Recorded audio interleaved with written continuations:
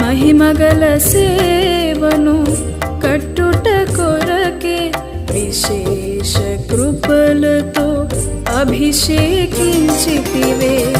సంఘక్షేమాభివృద్ధికై క్రమముగా కృపావరములు వాడే కృప నిమ్మయా.